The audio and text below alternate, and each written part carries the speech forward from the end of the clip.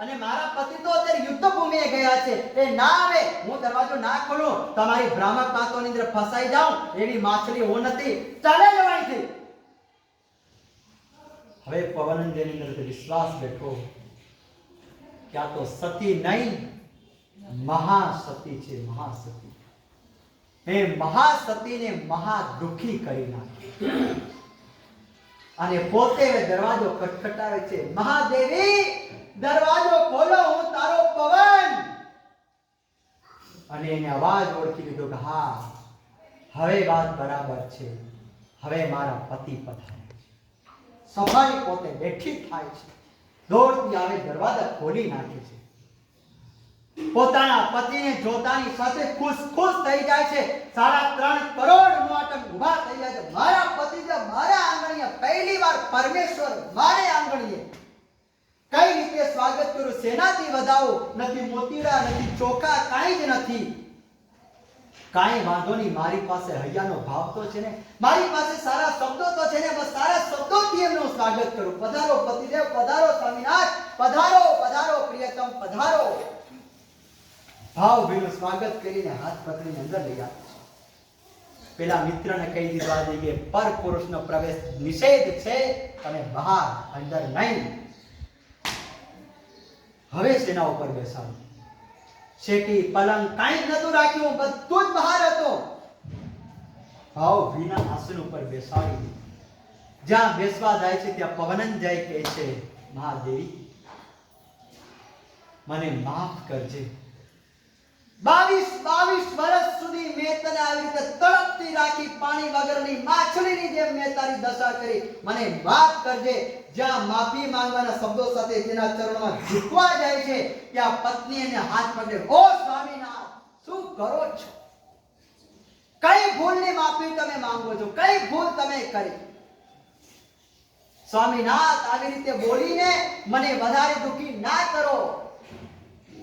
કોઈ તમારી ભૂલ નથી. જે કાંઈ બધું મારા કર્મોના ખેલ હતા, તમે કોઈ, તમારો કોઈ જાતિ કે રોલ નથી. ભાઈ આવા શબ્દો નીકળે પતિદેવ માટે કે ધધડાવી નાખો, તતડાવી નાખો, તમારા નોકરની જેમ. કઈ અંજના સુંદરીને કહે છે તમારી કોઈ જ ભૂલ નથી, આ આવી રીતે કરી છે. પવનંજયને થઈ આવ્યો કે આ જોતા આ બધું તું કઈ જગ્યાએ, હું કઈ જગ્યાએ આવી ગયો? અંજના, તું અંજના? હા હું અંજના. પણ તારું શરીર, તારું રૂપ લાવણ્ય, તારા અલંકારો, તારા વસ્ત્રો, આ બધો રાસ રચીલો. સ્વામીનાથ, આપના વિયોગની અંદર હું સુખ ભોગવું, આપની ગેરહાજરીમાં હું આ રાસ રસીલા વચ્ચે રહું. આપ ના હો અને હું મિષ્ટાન ભોજન એવું બધું ખાવું પીવું, તો ધર્મ પત્ની તરીકેનું મારું બિરુદ લાજે અને કલંક લાગે. આપ છો, મારા માટે બધું જ છે. આપ પધારી ગયા, મને 3 લોકનું સામ્રાજ્ય મળી ગયું. નાહકની ચિંતા છે. બસ હવે તમે મને કહો, આપ એકદમ ક્ષેમ કુશળ છો ને? આપની તબિયત સારી છે ને? આપનું સ્વાસ્થ્ય એકદમ સારું છે ને? પોતાની ચિંતા જરાય નહીં, પોતાની વાત જરાય નહીં, પોતાની ફરિયાદ જરાય નહીં. બધું જ ભૂલી ગઈ. માત્ર ને માત્ર પતિની પૂછપરછ. આને કહેવાય સાચા ધર્મ. વિયોગને સહન કરી શકે, ઠપકોને, આક્ષેપોને પણ સહન કરી શકી. જરાય એના ઉપર આક્ષેપ ઉપર પ્રતિ આક્ષેપ નહીં.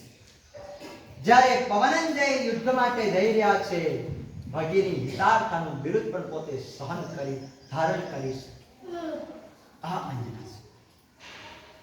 બસ વાર્તાની ઘણી લાંબી છે, પણ સમય મારો નહીં પણ તમારો થવા આવ્યો છે. આજે વિચારણા એવી હતી, એક દિન પ્રભુ વીર મેં લીન, આ પ્રસંગ અને એના ઉપર પ્રવચન કરવાનો પૂરેપૂરો વિચાર હતો. ઘણા બધાની ફરમાઈશ એવી હતી, મહારાજા સાહેબ, પરિવાર તૂટી રહ્યો છે, સમાજ તૂટી રહ્યો છે, પરિવાર તૂટી રહ્યો છે, સંસ્કારો તૂટી રહ્યા છે, સંસ્કૃતિ તૂટી રહી છે, મર્યાદાઓ તૂટી રહી છે, લાજ અને શરમ તૂટી રહ્યા છે. સાહેબ, આપ એમના ઉપર કંઈક પ્રકાશ પાડો. પરિવાર જો વિભક્ત થઈ રહ્યા છે, વિભક્ત પરિવારને ફરીથી જોડવા માટે કંઈક પ્રેરણાદાયક પ્રવચન ગોઠવો. એ શિબિરનું નામ એનું એ રાખ્યું, પણ ટોપિક આખો મારે બદલવો પડે. અહીંયા જેટલા પણ બેઠેલા છો, મારી દરેકે દરેક પરણેલી દરેકે દરેક બહેનોને ખાસ ભલામણ છે.